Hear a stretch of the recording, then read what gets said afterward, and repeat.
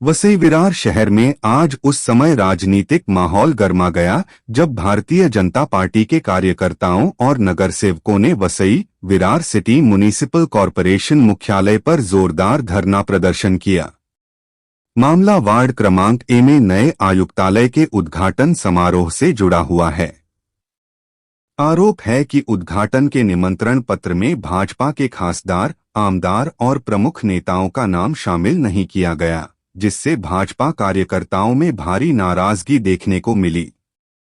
प्रदर्शन के दौरान कार्यकर्ताओं ने नारेबाजी करते हुए नगर निगम आयुक्त से सार्वजनिक माफी मांगने की मांग की। उनका कहना है कि जिन नेताओं का नाम होना चाहिए था उन्हें नजरअंदाज किया गया, जबकि ऐसे लोगों के नाम निमंत्रण में शामिल किए गए जो वर्तमान में ना आमदार हैं और ना ही खासदार। इस मुद्दे को लेकर भाजपा के नगरसेवक और कार्यकर्ता बड़ी संख्या में निगम मुख्यालय पहुंचे और अपना आक्रोश व्यक्त किया। धरना प्रदर्शन के बाद भाजपा प्रतिनिधिमंडल ने विरोधी पक्ष के घाट नेता के कार्यालय में भी मुलाकात की, जहां मार्शल लोक्स, प्रवीण शेट्टी सहित कई अन्य नेता मौजूद रहे और पूरे मामले पर चर्चा की गई।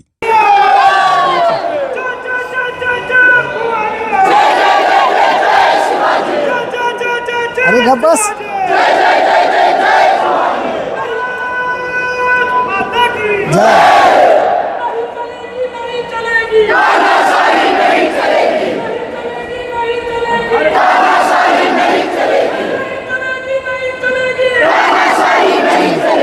टॉप 10 महाराष्ट्र न्यूज चॅनल मधून मी दीपक कोटेकर। यावेळेला मी उपस्थित आहे वसई विरार शहर महानगरपालिका आयुक्तालयामध्ये। आज वसई विरार शहर महानगरपालिका अंतर्गत अ विभागाच्या आयुक्तालयाचं उद्घाटन होतं। या उद्घाटन सोहळ्यामध्ये भारतीय जनता पार्टीचे आमदार, खासदार आणि विरोधी पक्षनेत्यांचं नाव वगळल्यामुळे भारतीय जनता पार्टी आता या ठिकाणी आक्रमक झालेली आहे। या ठिकाणी धरणा आंदोलन सुरू आहे। माझ्यासोबत यावेळेला विरोधी पक्षनेते मनोज पाटील जी आहेत। मनोजजी, काय सांगाल, काय मागण्या आहेत तुमच्या?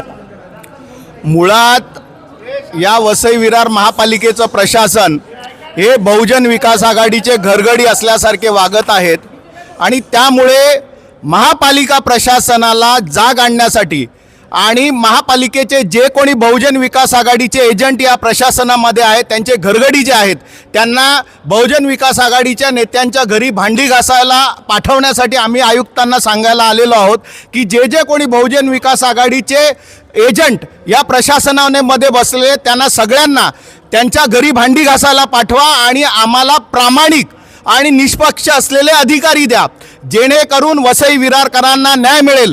गेली 25 वर्षे आणि महापालिका स्थापन झाल्यापासून हे सगळे घरगडी महापालिका प्रशासनामध्ये अधिकारी म्हणून काम करत आहेत आणि त्यामुळे सर तुम्हाला प्रोटोकॉल माहीत नसेल तर त्या लोकांना प्रोटोकॉल काय असतो हे माहीत करून देण्याची जबाबदारी भारतीय जनता पक्षाची आहे आणि ती आता करून देत आहोत। या संबंधित अधिकाऱ्यांवरती जोपर्यंत कारवाई होत नाही तोपर्यंत भारतीय जनता पक्षाचा कार्यकर्ता शांत बसणार नाही। भारतीय जनता पक्षाचे लोकप्रतिनिधी या प्रशासनातल्या लोकांनी नाही निवडून दिले, या वसई विरारकरांच्या जनतेने निवडून दिलेत आणि हा वसई विरारच्या जनतेचा अपमान आहे। त्यांच्या आमदारांचं नाव नाही, खासदारांचं नाव नाही आणि त्यामुळे हे जे कोणी केलंय, आता आयुक्तांनी काल प्रसिद्धीपत्रक काढलं की आम्हाला याच्या संदर्भात आम्ही पत्रिका छापल्या नाहीत, पण मला स्वतःला पत्रिका ज्या दोन्ही आल्या, एक व्हॉट्सअपवरती आली आणि एक घरी हार्ड कॉपी आली, ह्या दोन्ही महापालिका प्रशासनाच्या माध्यमातून आलेल्या आहेत, कोणी थर्ड पर्सन घेऊन आलेला नाही आहे। त्यामुळे आमची मागणी आहे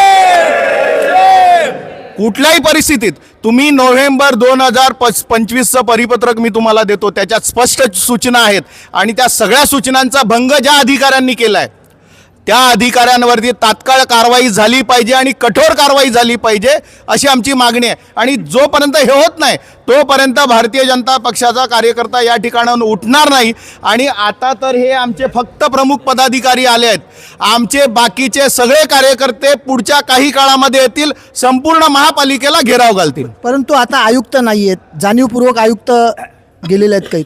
अहो येतील ना, जाणार कुठे जाणार? जोपर्यंत कारवाई होत नाही तोपर्यंत भारतीय जनता पक्षाचा कार्यकर्ता इथे ठाण मांडून बसणार आहे।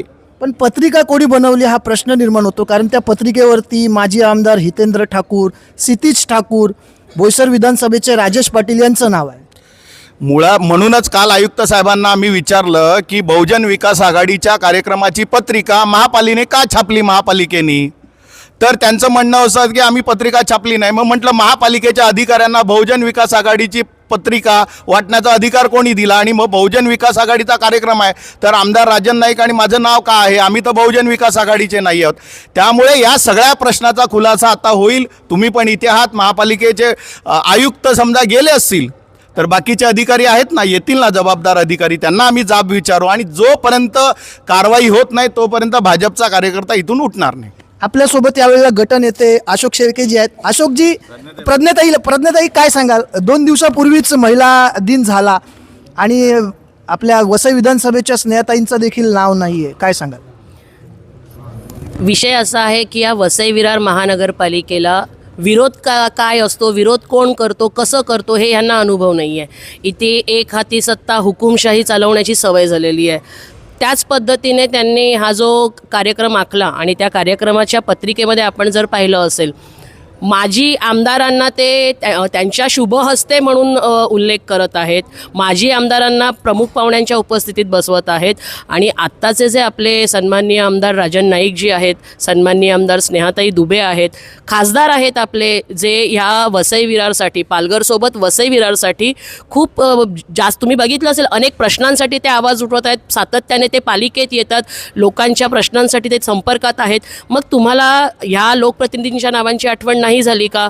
नालासोपारा विधानसभा क्षेत्रामध्ये त्या कार्यालयाचं उद्घाटन होतं आहे, आणि नालासोपारा विधानसभा क्षेत्राचे जे आत्ताचे आमदार आहेत त्यांचं नाव त्यांनी खाली टाकलेलं आहे. माजी सभापती त्यांची नावं टाकण्याची त्यांना खूप आठवण आली. मग हा कार्यक्रम प्रशासनाचा आहे की हा कार्यक्रम एखाद्या पक्षाचा आहे, हा प्रश्न उपस्थित होतो. त्यांनी जो खुलासा रात्री पाठवलेला आहे, कसं आहे, ही सवय झालेली आहे इथे की म्हणजे कोणीही काहीही करावं, मी मारल्यासारखं करतो, तू रडल्यासारखं कर आणि विषय तिकडे संपवून टाकायचा, ही सवय झालेली आहे. पण नक्की विषय काय आहे? जर ते पत्रक प्रशासनाच्या माध्यमातून प्रसिद्ध होतं आहे, आमच्या व्हॉट्सॲपवरती प्रशासकीय लोकांकडून येतं आहे, घरी पोचतं आहे, ते प्रशासकीय कर्मचाऱ्यांकडून पोचत आहे, मग आयुक्त सांगू शकत नाही की हे पत्रक आम्ही काढलेलं नाही आहे. त्याची त्यांना पूर्ण जबाबदारी घ्यावी लागणार, आणि भारतीय जनता पार्टीला आम्हाला त्यांना सांगावं लागणार की नक्की ते कोणासाठी काम करतायत, जनतेसाठी काम करतायत की एखाद्या पक्षासाठी काम करतायत, ते त्यांनी इकडे स्पष्ट करावं. तुम्ही आयुक्तांच्या निलंबनाच्या कारवाईची मागणी केलेली आहे. सध्या भारतात, देशात आणि महाराष्ट्रात सत्ता भारतीय जनता पार्टीची आहे, तर खरंच या मागणीला यश येईल का? जर आयुक्त दोषी आहेत तर त्यात यश येणार आणि त्यांचं निलंबन व्हायला पाहिजे.